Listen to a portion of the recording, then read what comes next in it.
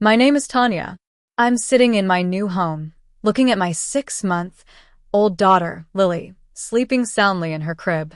The forest-themed wallpaper, pale yellow pillows, and soft lighting in her room create a warm and peaceful atmosphere. It's hard to believe that just over a year ago, my life was in shambles. I remember that day in Dallas like it was yesterday. A client meeting downtown was suddenly canceled, so I came home earlier than expected.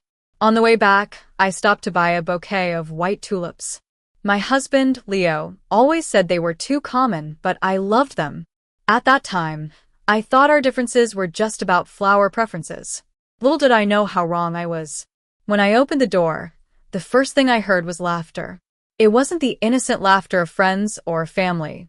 It was the kind of laughter that only comes from two people in an intimate moment. My heart started pounding, and I knew something was terribly wrong. I took off my heels and quietly walked up the stairs. The house I had spent years designing suddenly felt like a stranger's place. I opened the bedroom door slowly.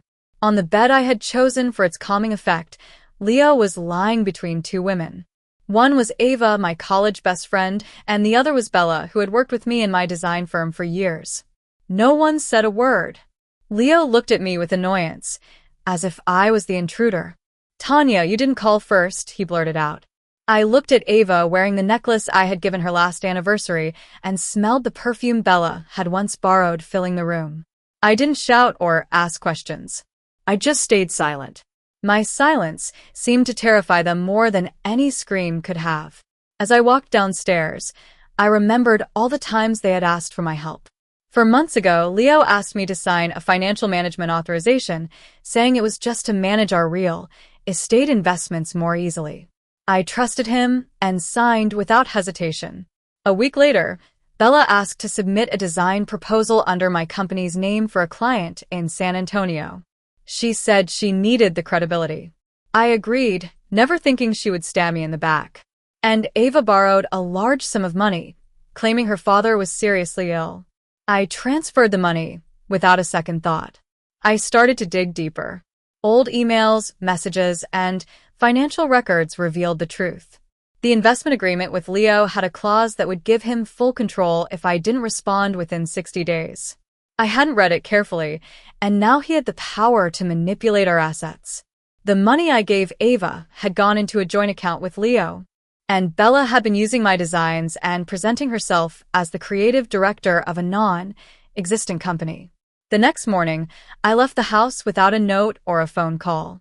I drove to a small lakeside town where I had designed a vacation cabin for a client. I still had the spare key.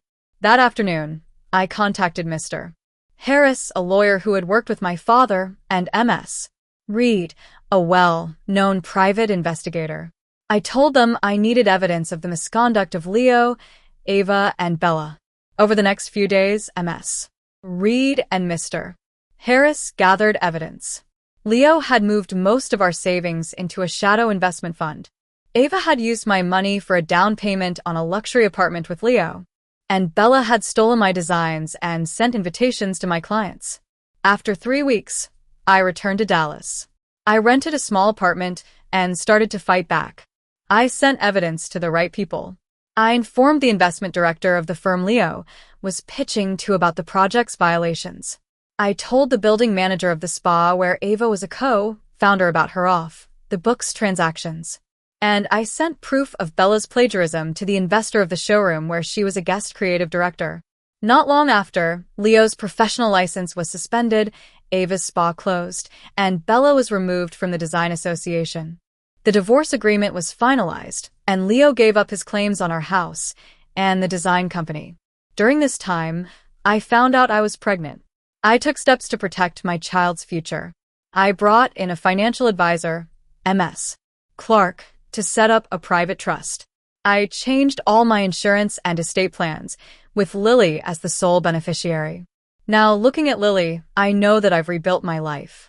My design firm, now called Harmony Interiors, has a small office in San Antonio. I work less but more selectively.